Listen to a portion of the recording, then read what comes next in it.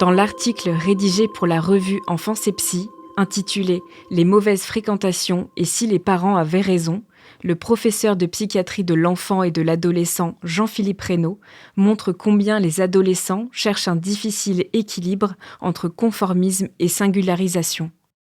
Il nous dit: les ados se construisent grâce, entre autres, au jeu complexe et subtil des identifications, des projections, des quêtes narcissiques, des effets d'écho et de miroir, du désir d'être accepté, reconnu, choisi ou bien aimé. Et il ajoute: il s'agit tout à la fois de se fondre dans la masse et de se sortir suffisamment du lot. Victoria, elle, a toujours rêvé d'être libre, à tout prix. C'était sa singularité, quitte à s'éloigner de sa famille, de ses amis, de son milieu, quitte à partir, quitte à tout essayer au nom de ce rêve, jusqu'au jour où, sans qu'elle ne puisse s'en rendre compte, sa liberté est devenue sa prison. Vous écoutez Transfert, épisode 222, un témoignage recueilli par Oriane Guérito.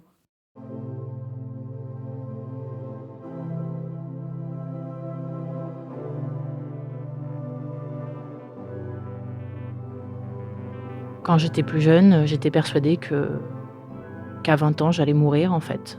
Avec la vie que je menais, c'était ce qui devait m'attendre. Je grandis dans un HLM à Orléans avec mon père, ma mère et mon frère. Une famille, tout ce qu'il y a de plus normal, tout ce qu'il y a de plus aimante. Cette enfance, elle est plutôt géniale. J'ai beaucoup d'amis qui me sont proches jusqu'au collège et même après d'ailleurs, mais on se sépare un peu à l'entrée au collège. Ça devient un peu le bazar dans ma vie. Je supporte très mal l'entrée dans l'adolescence. J'ai une coupe au bol, j'ai les dents en avant, un appareil dentaire. Ma mère m'habille chez Emmaüs, je suis un peu loin de ce qu'il faudrait être quand on est un collégien.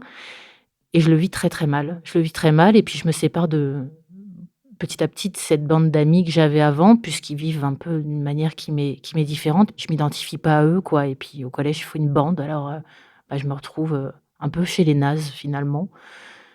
En sortant du collège, le soir, je passe devant la cathédrale et là, je vois les skateurs qui sont là. Et en fait, c'est eux ils m'intéressent, je les regarde et puis je les admire, quoi. J'aime les voir ensemble, je trouve qu'ils ont l'air cool, j'ai envie de leur ressembler, quoi. Alors petit à petit, je vais essayer de m'incruster avec eux et en fait, je m'écarte justement du collège, des amis, tout ça. Ce qui compte dans ma vie, c'est d'être avec ces gens-là qui sont cool et c'est ce qui arrive finalement. Ils finissent par, m'accepter mais difficilement parce que je suis quand même un bébé finalement et quand ils me voient arriver, au début, ils me chahutent un peu, ils me repoussent un peu en disant: «Mais tu es une gamine, tu as rien à faire avec nous». Puis en fait, moi, je m'incruste, quoi. Je m'incruste et puis, j'essaye d'être comme eux, m'habiller comme eux, penser comme eux, écouter la même musique qu'eux. Et puis, vu qu'eux, ils fument des joints et je me dis: «Tiens, faut que je fume des joints». Donc, je commence à fumer en crapotant. C'est ridicule puisque je fume même pas pour de vrai, quoi, mais c'est vraiment pour faire comme eux. Quand je rencontre, ces skateurs, à la cathédrale, j'ai 12 ans et à partir de là, en fait, ça part un peu en live. J'oublie, petit à petit le collège et puis voilà, je bois de l'alcool avec eux parce que je veux faire comme eux. Je fume des cigarettes avec eux parce que je veux faire comme eux. Même si c'est des gens très, très bien, hein, au final, parce que c'est juste des adolescents un peu plus vieux que moi et qui me veulent pas du mal, n'empêche que moi, ça m'entraîne, un peu dans la bêtise. À côté de ça, mon père est dépressif. Il fait pas très attention à ce que je fais, donc je pense que ça me laisse un terrain libre pour pouvoir, faire ce que j'ai envie de faire, quoi. À cette bande s'ajoutent quelques personnes de temps en temps et c'est des punks à chiens. Je les trouve encore plus cool parce qu'ils parlent de liberté, ils parlent de voyage en camion, ils parlent de traverser la France, de dormir dehors, de vivre, d'être libre et moi ça m'impressionne encore plus. Alors je me greffe à eux, en fait. Finalement, je me greffe, au groupe que je trouve cool et j'essaye à chaque fois de leur ressembler, c'est un peu ça. Et ces gens-là, ils sont beaucoup plus âgés finalement, c'est déjà des jeunes adultes et eux, leur consommation, elle s'arrête pas à de simples joints ou un peu de poppers ou à une petite bouteille de manzana à la fin du collège, quoi. Là, on est dans de la consommation de coke, d'héro, de ratch, c'est, ce qu'on appelle, la rachacha, c'est, ce qu'il y a c'est le stade juste avant l'opium, en fait. Je les suis, donc je me retrouve en soirée avec eux, je vais dans des concerts avec eux, je me retrouve dans des squats avec eux et puis il y a cette soirée dans un squat où tout le monde consomme, tout le monde boit, on s'amuse bien. Moi, je rigole beaucoup, j'adore être avec ces gens-là, je les trouve tellement intéressants, tellement chouettes. Vraiment, je me sens bien au milieu d'eux. Puis là, je vois des traces qui tournent, alors, quand les traces passent, j'en demande une parce que j'ai pas peur, parce que j'ai envie de me défoncer moi aussi et en fait là, celui qui fait les traces, il me dit: «Non mais tu es sûr? Tu as vraiment envie d'en prendre une? Tu en as déjà pris?» Et je dis: «Mais bien sûr que oui, j'en ai déjà pris, mais attends, tu me prends pour qui? Bien sûr» et du coup, il m'en fait une toute petite. Je la prends et puis je continue la soirée. Puis à un moment, je me dis: «Mais elle est nulle cette coke, en fait, je me sens pas plus réveillée, au contraire, je suis un peu dans le coltard, ouais, non, c'est pas super», donc je le dis au gars, je dis: «Elle est pas super forte ta coke, hein» et là, il me dit: «Non mais en fait, tu as pas pris de la coke, tu as pris de l'héroïne». Et en fait, ça a cassé un truc là. J'ai pas eu peur, je me suis sentie normale, je me suis dit: «C'est ça l'héroïne, donc c'est pas si grave que ça en fait, ça me fait pas de mal et puis, bah, s'ils en prennent, c'est que ça va et ben, OK». Et à partir de ce moment-là, j'en prends de temps en temps quand il y en a en soirée, en trace d'abord, puis je le fume, on appelle ça le dragon, on prend ça sur de l'aluminium et on le fume et puis c'est cool et ça me va bien et puis je me sens grande, je me sens forte. Quand j'en prends, je me sens bien et finalement, tout le monde fait des problèmes autour de quelque chose qui n'en est pas. Je suis déjà très, très, très loin du collège. C'est-à-dire que les cours, ça ne m'intéresse plus. Je dirais qu'on est déjà, quand je prends de l'héroïne la première fois, je dois avoir 13 ou 14 ans, peut-être début de mes 14 ans. Mes parents s'inquiètent, mais ils voient pas pourquoi ça marche pas, quoi et ils me disent de travailler plus, ils me disent que c'est scandaleux les notes, ils me font même prendre une fois, des cours, particuliers de mathématiques pour pouvoir, relever le niveau, mais en fait, moi, c'est que je m'en fous. Si je le fais pas, c'est parce que je vois pas l'intérêt et en fait, je suis dans mon délire de liberté et pour moi, la liberté, bah, c'est pas le collège, quoi. C'est pas faire des études, c'est, aller dehors, aller m'éclater avec mes copains et puis je rêve de partir, quoi. J'ai envie de partir.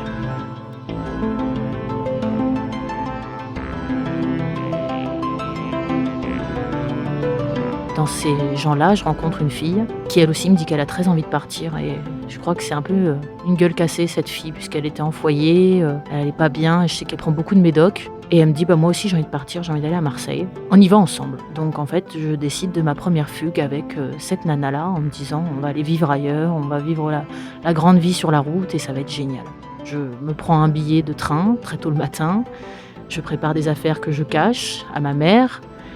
Et puis ma mère me voit partir à l'école, à 6 heures du matin, elle me dit: «C'est un petit peu bizarre quand même». Je dis: «Non, non, mais je dois aller voir quelqu'un avant et on va prendre le train avec cette fille».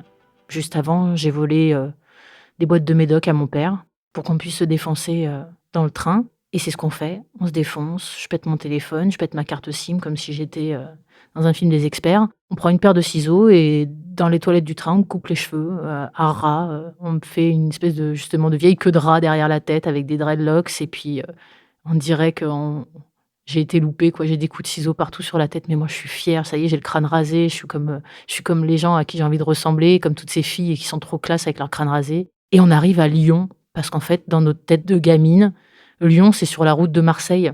Donc on se retrouve à Lyon à faire du stop en demandant aux gens de nous emmener à Marseille et à faire la Manche et là, on tombe sur des gens un peu barjots et notamment un mec, qui dit à ma copine que si elle le suce, il peut nous emmener jusqu'à Marseille, un gros monsieur, vraiment le stéréotype du pervers, quoi et en fait, ce qui est dingue, c'est que ma copine, elle y réfléchit, quoi. On se dit: «Bah, peut-être que si on le fait vite fait, ouais». Puis finalement non. Donc on continue notre stop. On se retrouve, sur une aire d'autoroute en plein milieu de la nuit et on s'installe dans les toilettes handicapés pour dormir. On se défonce encore un peu avec tous les médocs qu'on a pour essayer de dormir encore mieux et là, les gendarmes viennent nous chercher. Ça tombe, plutôt bien puisque ma copine, elle me dit qu'elle est en manque et qu'elle veut rentrer. Les gendarmes nous récupèrent, nous amènent, à la gendarmerie de l'aire d'autoroute.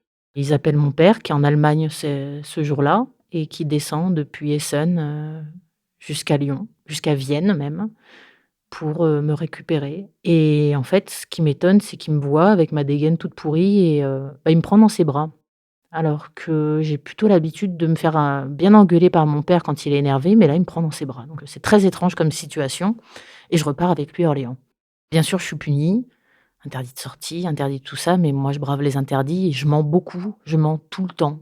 pour pouvoir faire ce que j'ai envie de faire. Je vole aussi pour pouvoir consommer, pour pouvoir acheter ma consommation. Je vole beaucoup de bijoux à ma mère en or, des choses de famille et je les revends, à un revendeur d'or pour me faire un quelques billets et puis j'achète ma cam comme ça, quoi. C'est que une ou 2 traces de temps en temps et puis après ça se transforme en un peu tous les jours et ça en fait, ça va très, très vite. Je me rends pas compte que je suis dépendante, je me dis juste que j'ai envie d'en profiter un peu plus souvent. Je vole plus et j'achète plus et en fait, les copains avec qui je traîne, eux aussi, ils sont passés au stade au-dessus, mais eux, c'est des adultes, donc c'est un peu différent quand même et je les vois se shooter, en fait. Ils sont pas trop gênés de le faire devant moi et même parfois je les aide. Quand il faut leur faire le garrot, quand il faut trouver une veine, parfois je les aide, ça me fait plaisir et du coup, je sais comment on fait et un jour, je demande à un ami de m'en faire un et il me dit: «Non, il en est hors de question, je t'en ferai pas. Tu es bien trop jeune, tu as pas besoin de ça, regarde dans quel état je suis» et en fait, bah, je m'en fous de ce qu'il me dit. Donc j'arrive à avoir un comprimé de Skénan. Le Skénan, c'est comme de la morphine et c'est une gélule qu'on ouvre et on écrase son contenu et en fait, on peut se l'injecter. Et du coup, c'est ce que je fais. Je m'achète une Steribox à la pharmacie. C'est une boîte avec des seringues dedans et je rentre chez moi et toute seule dans ma chambre, je décide de me shooter. Donc je fais tout ce qu'il faut faire, sauf que ce que je sais pas, c'est qu'il faut pas piquer dans le poignet parce que le poignet, c'est des petites veines, et c'est pas le bon endroit pour piquer et je le fais quand même du coup et je me bloque la main tellement, voilà, ça m'a fait un énorme bleu, ça m'a fait mal, mais j'ai senti les effets quand même et c'était complètement dingue. C'était complètement fou, c'était une sensation d'avoir des fourmis partout dans le corps, une grande respiration et un calme et on se sent bien et c'est super et j'ai adoré ça.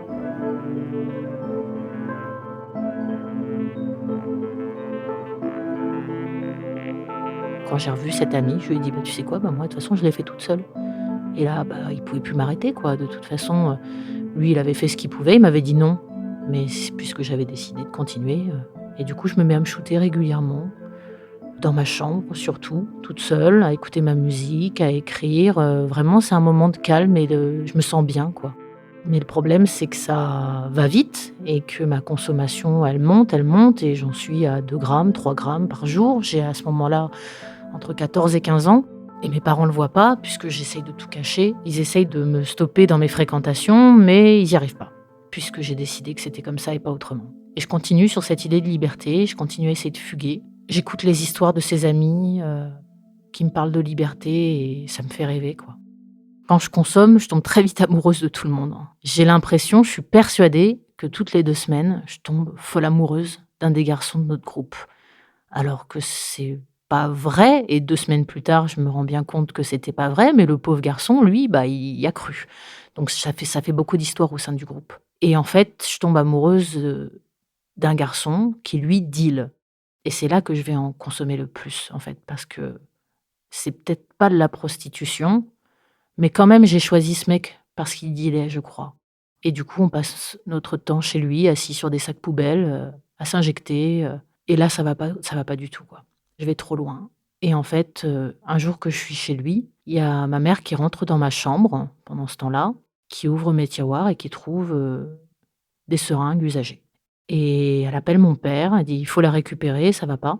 Mon père, me trouve chez ce mec. Le truc rocambolesque qui s'est passé juste avant, c'est que le chien de ce mec a sauté par la fenêtre du premier étage et qu'il est parti en courant dans la rue pour le rattraper et moi aussi, du coup, je suis sortie pieds nus, à moitié à poil, pour, courir chercher le chien et en fait, c'est ça qui va sauver ce gars-là, je crois, parce que quand mon père arrive, bah, il est pas là, du coup, donc il le voit pas et mon père, du coup, me raccompagne dans l'appartement pour chercher mes affaires et là, il voit toutes les seringues, toutes les cuillères sur la table, il voit la cam partout. Alors il m'attrape et puis il m'emmène, en fait, au poste de police.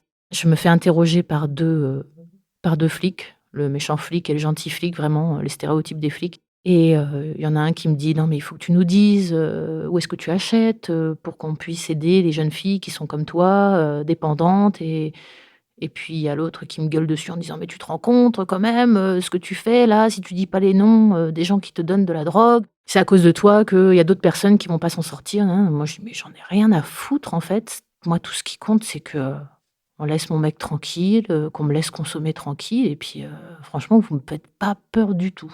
Donc en sortant du commissariat, je me retrouve à passer devant, la juge pour enfants d'Orléans.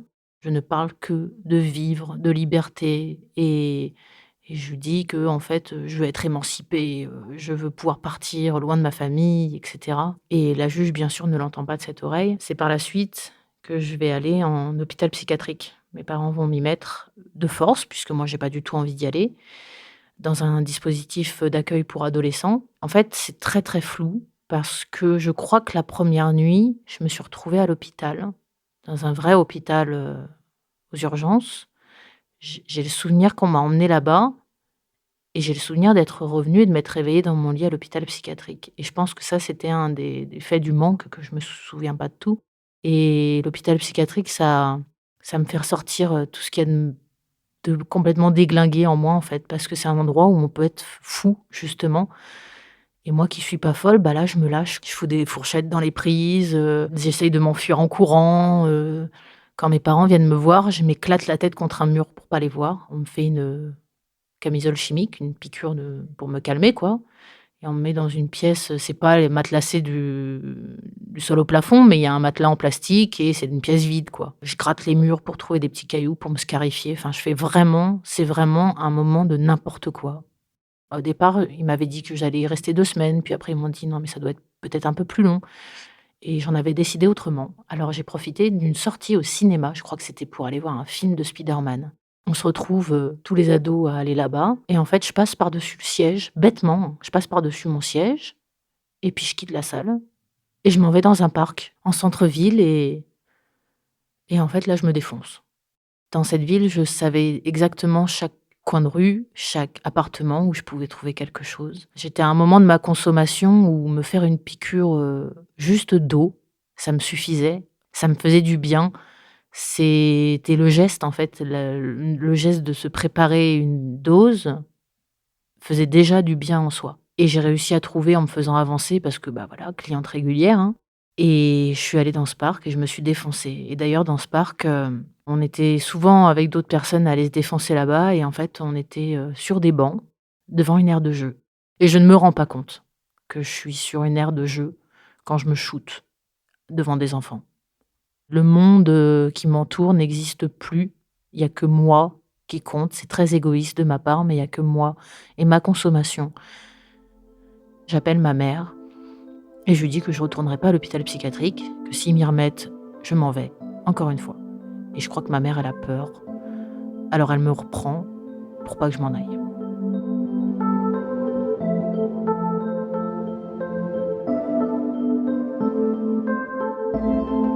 Ça se passe toujours mal, je retombe, dans la drogue, bien sûr. Un jour, j'arrive au lycée et je sais pas pourquoi, je me dirige vers l'infirmerie. Je montre mes jambes à l'infirmière. Je me suis complètement scarifiée, en fait, les jambes et je lui dis que ça va pas, quoi. Je lui dis: «J'en peux plus, je peux plus vivre chez mes parents, je peux plus, je vais mourir. Là, je vais mourir». Elle m'envoie vers, une assistante sociale en centre-ville qui décide mon placement d'urgence dans un foyer d'Orléans. Ce foyer, j'y passerai une nuit et le lendemain, il m'emmène au lycée, comme si de rien n'était, en fait.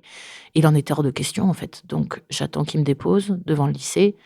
Je vais, au supermarché d'à côté, je me prends une bière à 30 centimes et je vais me promener dans la ville et il commence à pleuvoir. Alors je m'installe, dans l'entrée d'un garage et je commence à boire ma bière tranquillou et en fait, une grosse voiture noire, rentre dans le garage. La dame qui est au volant ouvre la fenêtre et dit: «Qu'est-ce que vous faites là?» Je me suis «Qu'est-ce que ça peut vous faire, en fait? Je fais ce que je veux». «Non, non, vous faites pas ce que vous voulez, je suis juge pour enfants, vous allez me suivre» et en fait, bah, cette juge pour enfants, c'est celle qui m'avait, suivie la fois d'avant, quand j'étais sortie du commissariat et voilà que je retombe sur elle à ce moment-là.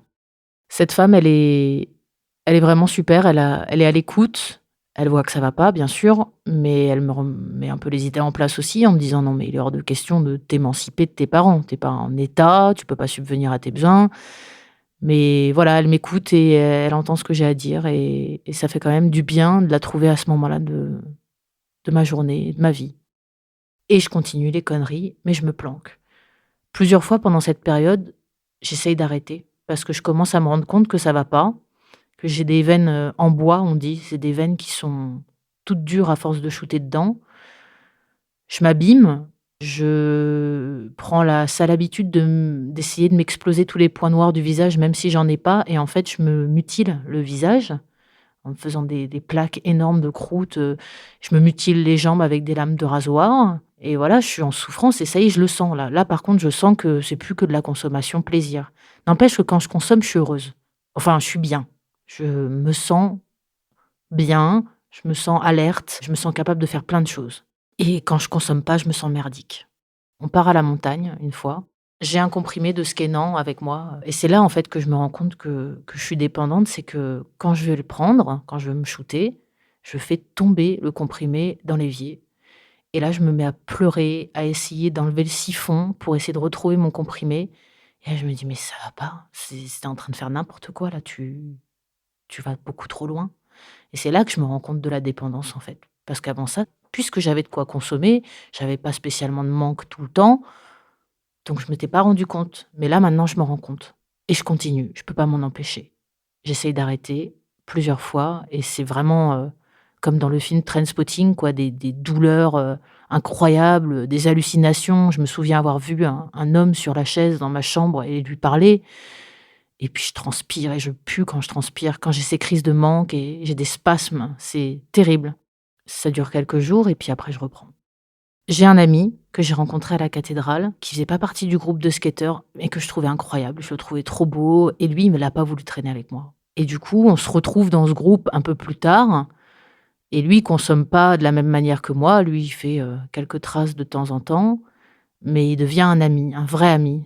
Et cet ami-là, il me dit: «Là, tu es en train de foutre la merde dans le groupe avec tes amourettes, avec, la cam aussi bien sûr, mais il me dit: "Là, tu es en train de faire un peu n'importe quoi, il faut que tu te barres du groupe, en fait. Parce que là, tu fais tourner tout le monde en bourrique, les garçons, ça leur fait du mal, tes histoires de couple et tout ça. Donc ce qui serait bien, c'est que pendant quelque temps, tu t'éloignes"». Et quand il me dit ça me brise le cœur, en fait, parce que je me sens tellement dans mon groupe, je me sens tellement, tellement bien avec ces gens-là, puis du coup, bah, je m'en éloigne un peu. Je crois que je réalise qu'il faut que je me barre pour aller mieux parce que, à Orléans, je sais où trouver de la cam partout, donc il faut que je m'enfuis.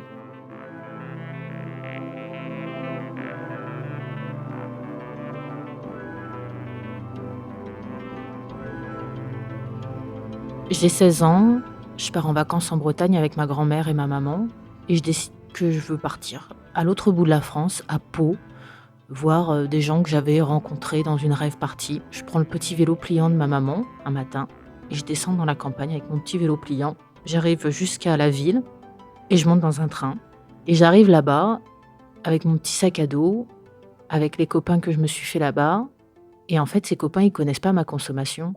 Je connais pas encore de gens qui dealent, donc je suis pas obligée d'en parler, en fait, que je prends de l'héro, que je me shoote. Je sais pas expliquer pourquoi à ce moment-là, je suis pas dans un manque profond, peut-être parce que j'arrête petit à petit, que je dois consommer une fois de temps en temps, mais n'empêche, ça va mieux dans ma vie. Dans cette ville, je croise des punks, mais des vrais punks, pas des punks à chiens, des vrais punks avec des crêtes de toutes les couleurs. Ça paie super classe et ils sont géniaux et ils écoutent des super musiques et ils sont super sympas. Un couple de punks me trouve littéralement dans une poubelle, assise sur une poubelle dans un parc. Ils comprennent que je suis une gamine et en fait, la fille qui était dans ce couple décide de m'héberger. Ils prennent soin de moi, comme je deviens un peu leur bébé punk. Ils m'habillent, ils me coiffent et et ils font de moi, une punk, une vraie. J'écoute de la même musique qu'eux et je vais dans des concerts, géniaux. Puis ces gens-là, ils consomment pas, quoi. Ils prennent peut-être un peu de speed de temps en temps ou ils boivent des bières de très mauvaise qualité et je fais comme eux, mais en fait, il y a pas d'héros là-dedans. Alors c'est super, c'est un moment, vraiment de bonheur. Pendant ce temps-là, ma mère, a appelé les flics, bien sûr, puisque j'ai fugué et en fait, j'essaye de reprendre une ou 2 fois contact avec elle. Puis finalement, quand je suis installée chez ce couple, je lui dis où je suis parce que je me sens en sécurité et je pense qu'elle va être, rassurée. Il faut prévenir la juge pour enfants et on essaye de faire un papier pour dire que je suis hébergée à titre gracieux chez ce couple. Ça se passe bien pendant un temps. Quand j'habite chez ce couple, je me sens encore dépendante à l'héros, clairement, parce que j'en ai encore très, très envie. Il y en a pas, donc je peux pas en prendre, mais j'en ai vachement envie quand même. Quand j'habite à Pau et que j'ai repris contact avec ma maman, du coup, je retourne régulièrement la voir ma grand-mère, voir mon père. Ça se passe pas très bien avec mon père parce qu'il veut pas m'aider financièrement. Il m'a dit: «Si tu veux que je t'aide, tu qu'à vivre chez moi». Moi, je peux pas vivre chez lui, donc c'est toujours très compliqué avec mon papa. Mais avec ma maman, ça se passe plutôt bien parce qu'elle a l'impression que je m'en sors. Mais le problème, c'est qu'à chaque fois que je retourne à Orléans, je peux pas m'empêcher, je reconsomme. Ça repart à chaque fois. C'est une envie, que je peux pas arrêter, que je peux pas stopper. Puis en plus, ma mère, elle a confiance en moi puisqu'elle voit que je vais mieux, donc elle me laisse sortir, voir des gens, sortir la nuit parce qu'elle se dit que ça va, quoi. Et une fois, j'achète un produit à quelqu'un et en fait, parfois l'héroïne quand elle est très, très coupée, elle cristallise. C'est-à-dire que quand on la chauffe, au début elle reste liquide, puis après elle va cristalliser comme du sucre. Et le problème c'est que là, moi ça m'empêchait pas de la prendre, hein.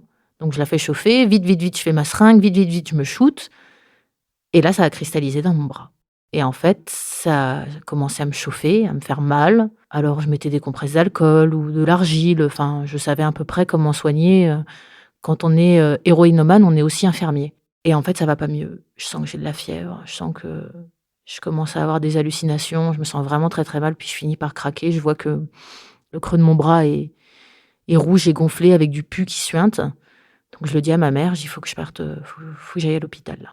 Et en fait, ce que je vais dire à ma mère pour expliquer cette piqûre, je vais lui dire qu'à Pau, pour avoir ma CMU, j'ai fait un bilan de santé où ils m'ont refait des vaccins et que c'est en me piquant ou en me faisant une prise de sang ou je ne sais plus, qu'ils s'y sont mal pris et qu'ils m'ont blessée. Donc un mytho que personne ne peut croire et que ma mère choisit de croire. À l'hôpital, on me pose un drain. J'y passe 3 semaines parce que j'ai une infection du sang et un copain vient me voir à l'hôpital et dans les toilettes de ma chambre, on se fait une trace d'héroïne. C'est-à-dire que ce problème avec mon bras, le fait que j'ai failli perdre mon bras ne m'atteint pas, j'en ai rien à foutre tant que je peux consommer. Plusieurs fois, j'ai fait des mini overdoses, et là, cet abcès, ça me fait ni chaud ni froid. Donc la vie continue. Je passe 3 semaines là-bas, je ressors. Pendant le temps où j'habite chez ce couple, je décide de les aider comme je peux, donc je vais faire la manche. Un jour, on me donne un petit bout de shit, on me donne quelques pièces et puis là, les flics débarquent et ils m'arrêtent. Ils me disent: «Tu es mineur, tu as pas à faire la manche, en plein centre-ville, quoi, donc tu vas venir avec nous, on part au poste». Alors là, moi, j'étais là, toute apeurée avec mon petit bout de shit ridicule dans la chaussette, que je consommais pas d'ailleurs, parce que je fume plus de shit à ce moment-là. Et ils décident de me placer en foyer d'urgence jusqu'à ce que ma mère vienne me chercher.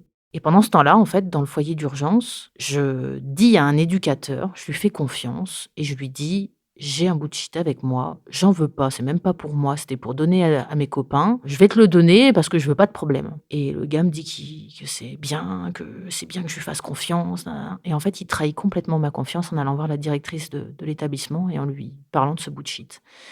Et en fait, là, j'ai plus confiance en l'adulte, quoi. Je suis très déçue et quand ma mère vient me chercher, il est décidé d'un placement, dans un appartement, donc toujours dans cette ville de Pau.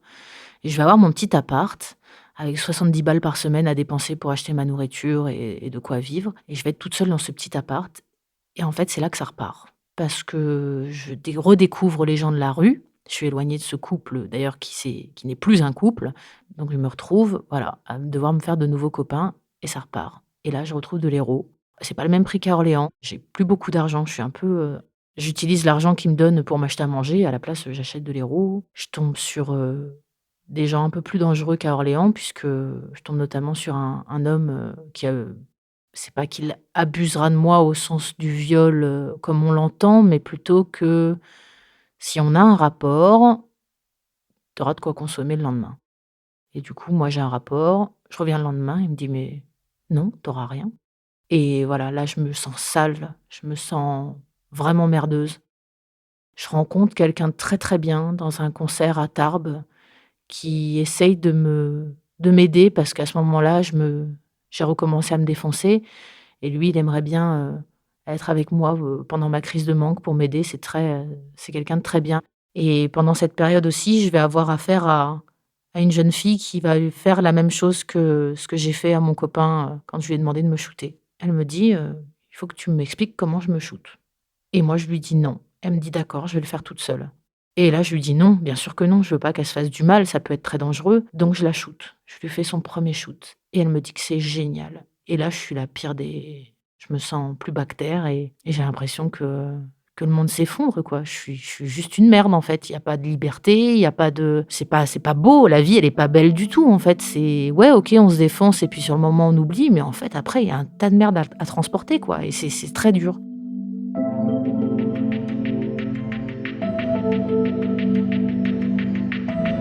La nana qui était dans le couple chez qui j'étais hébergée, j'arrive à la revoir, puis elle me dit: «Tiens, viens, on va faire un concert à Toulouse, il y a un concert de punk». Alors je pars avec elle à Toulouse et là, grande découverte, je rencontre les skinheads et ça change tout et ça change ma vie radicalement.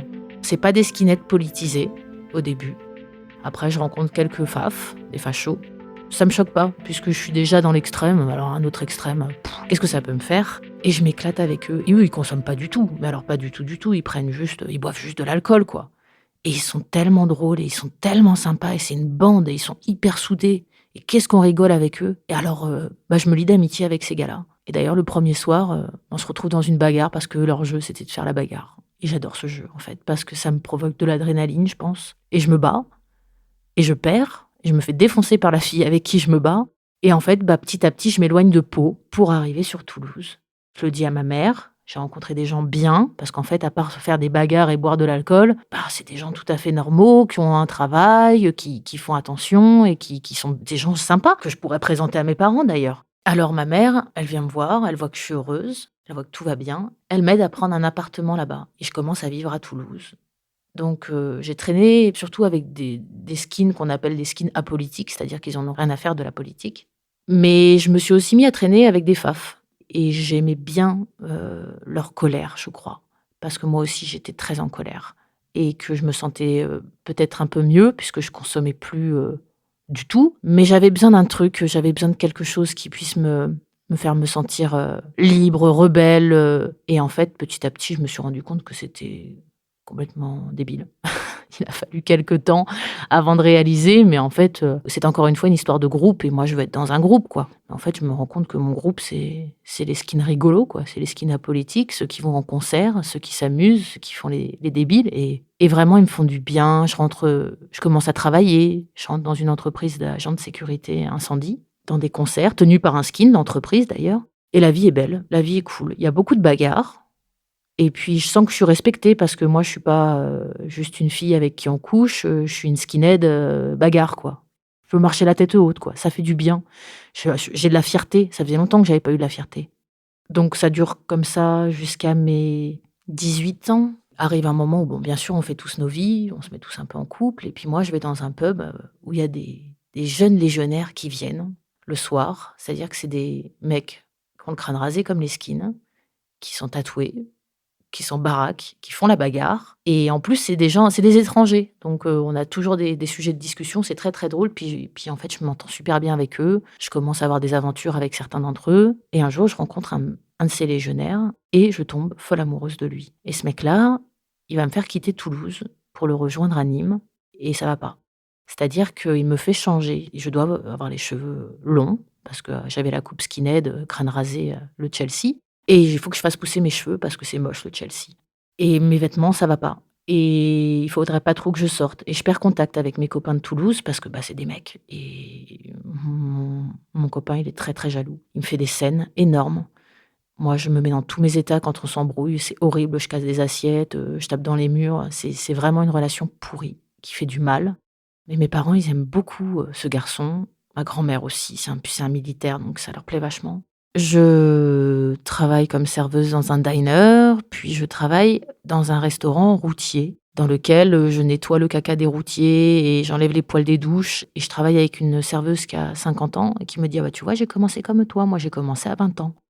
Là, ça m'a fait un choc par contre. Là, je me dis: «Ah ouais, non, non, non, tu 50 ans, t'es encore dans un resto routier, non, pas moi, hors de question». Alors je vais, me renseigner pour reprendre des études. Je sais pas encore exactement ce que je veux faire, donc je vais à l'école de la seconde chance, qui est une école où on peut, se former, sur des métiers, essayer de voir voilà, on repart à l'école, on refait des cours de français, on refait des cours de maths et puis on essaye d'avancer. Donc je suis avec beaucoup de gens qui veulent être, femme de ménage ou plombier ou et moi, en fait, je dis: «Non, non, moi, je veux faire des études» et en fait, ils m'orientent vers le DAEU. C'est l'équivalent du baccalauréat qu'on passe à l'université. Ça se passe à Avignon, donc je décide de faire ça. Je prends le train pour aller à Avignon faire mes cours Et je passe cet examen pendant que je suis avec ce mec avec qui ça se passe de plus en plus mal.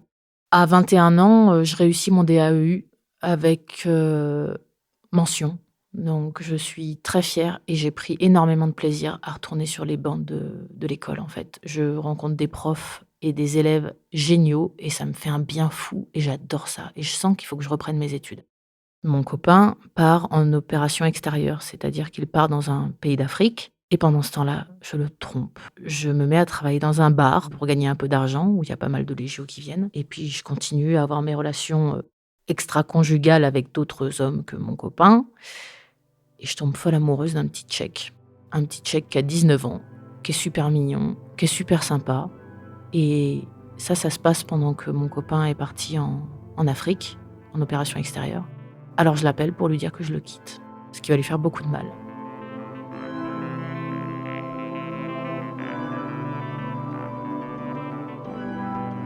Quand il revient, il essaye de reprendre notre couple où il était, alors que je lui dis non, je le jette et lui il veut pas l'entendre. Et ça devient très violent parce que moi je continue ma vie et puis il me dit: «Bah, je vais sortir avec toi quand même». Je dis: «Non, non, mais écoute, moi je vais sortir avec un mec, j'ai pas envie de sortir avec toi». Mais il vient, il est là, il est dans le bar, il est pas loin. Il me voit embrasser un autre homme, il menace toute ma famille et en fait ça se finit en bagarre, lui et moi. Je lui lance une commode dans le visage et lui m'étrangle et j'ai le souvenir du sang qui coule sur mon visage. Ça devient très, très, très violent. Et là, j'ai peur. Et là, je sens que j'ai besoin d'aide. Alors j'appelle des copains skins qui viennent me chercher. C'est ça aussi que j'aime chez les skins, c'est que on est une famille, quoi. On est soudés et il y a que eux qui ont eu le courage de venir me chercher. 2 petits gars avec, une matraque télescopique, qui faisait, la moitié du poids de mon copain, mais ils étaient là. Ils sont venus me chercher, ils sont venus me sauver et puis je continue ma relation avec ce petit Tchèque et l'imbécile de copain que j'avais avant, je le vois plus, il n'existe plus. Ce petit Tchèque, je l'appelais mon chewing-gum parce que en fait, c'était ça, j'avais une relation, dure avant lui et lui, c'était, celui qui me faisait du bien, avec qui c'était cool, avec qui, on se prend pas la tête et bah, je sais qu'il me trompe, mais j'en ai rien à faire, hein. Moi, je m'amuse bien avec lui, il est gentil et pendant que je suis avec lui, bah, je m'inscris à l'université en lettres modernes et je démarre des études de lettres modernes, toujours en ne sachant pas vraiment où je vais, mais j'ai bien compris que j'aimais lire, que j'étais intéressée par l'histoire littéraire et que voilà, c'est ça qui allait me plaire. Un soir, je bois avec des copains polonais, beaucoup, beaucoup, et je croise dans la rue un mec, looké skin, c'est-à-dire petit Harrington, petite samba, et je le trouve super mimi. Je le vois arriver au loin et arrivé à mon niveau, il me donne un grand coup dans l'épaule en passant à côté de moi. Alors, bien éméchée, je me retourne en disant: «Mais tu un problème? Tu veux te battre? C'est quoi le qu'est-ce que tu veux toi? Pourquoi tu me pousses?» Et mes copains polonais vont voir ce mec et lui disent: «Non mais si tu un problème, on va te défoncer». Et lui enlève ses écouteurs et avec un gros accent hongrois, il dit: «Si vous problème avec moi, je prends tous les 3 filles en premier». Et là, je dis: «Mais il est trop cool, il est trop génial» et je craque, quoi. Et j'ai appris qu'il parlait avec des copines que je me suis faites à Nîmes. Donc je demande à ses copines, sur Facebook, et puis je commence à lui parler sur Facebook et on s'entend super bien. Il est beau, il est, fort, il est musicien, il est motard, il est rocker, il est tout ce que j'aime, tout ce que je trouve cool, il a des yeux incroyables. Alors je lui parle beaucoup sur Facebook et puis, et lui, à chaque fois je lui demande, un rendez-vous, je lui demande qu'on aille boire une bière et puis à chaque fois il refuse parce qu'en fait, il est militaire et puis, c'est une époque où à Nîmes, il faut sortir avec sa tenue militaire et ça l'embête en fait, il a pas envie. Un jour je finis par le convaincre, il sort boire une bière avec moi et je l'embrasse. Et en fait, cet homme, c'est mon mari. Parce que depuis que je l'ai rencontré, on s'est pas quittés, ça va faire 9 ans. Et pendant que je suis avec lui, ma consommation est très, très, très loin de moi. Elle n'existe plus, en fait. J'en ai parlé avec lui et en fait, il a pas envie de tout savoir quand même. Parfois, j'ai besoin de raconter, mais et il me laisse raconter, mais en vrai, il s'en fout. Il a pas trop envie de parce qu'en fait, finalement, il m'est arrivé des trucs, qui étaient tellement glauques, je suis pas sûre d'avoir envie de lui raconter parce que j'ai envie d'être belle dans ses yeux, j'ai envie d'être intelligente. Et en fait, il va me financer mes études parce que moi, je me sens incapable de travailler à côté de l'université et c'est lui qui, pendant des années, va me faire vivre avec ma maman qui nous aide encore un peu pour que je puisse aller à l'université et après les lettres modernes, j'apprends, le métier d'enseignante. Je rentre d'abord en licence de sciences de l'éducation, puis en master MEF. Master MEF, c'est, le master de professeur des écoles ou qui prépare au concours et je passe le concours et je deviens prof.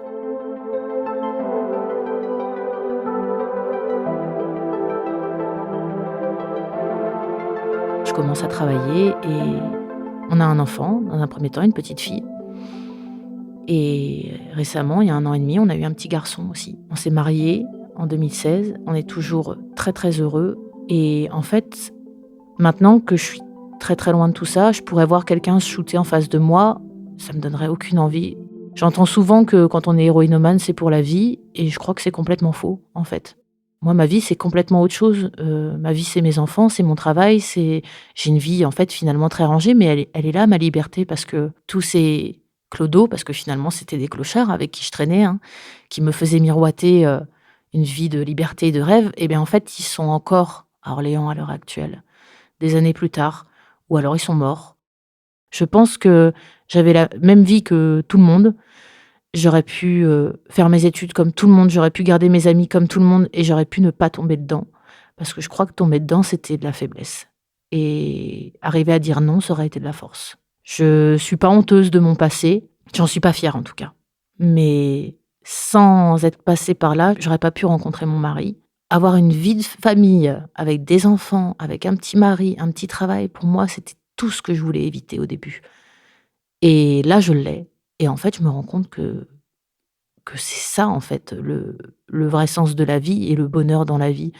C'était pas être toute seule à barouder sur les routes et à se faire des copains par-ci par-là, qui sont souvent de très mauvaise fréquentation. Non, non.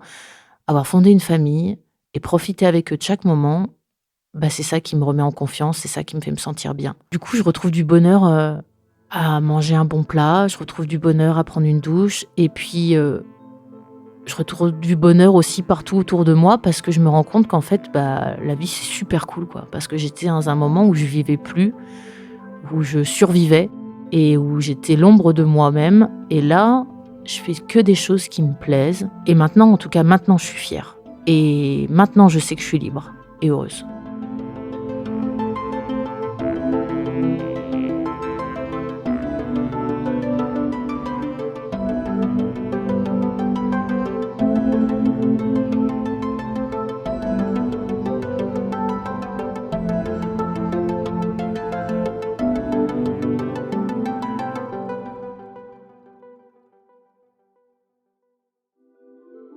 Vous venez d'écouter Transfert, épisode 222, un témoignage recueilli par Oriane Guérito.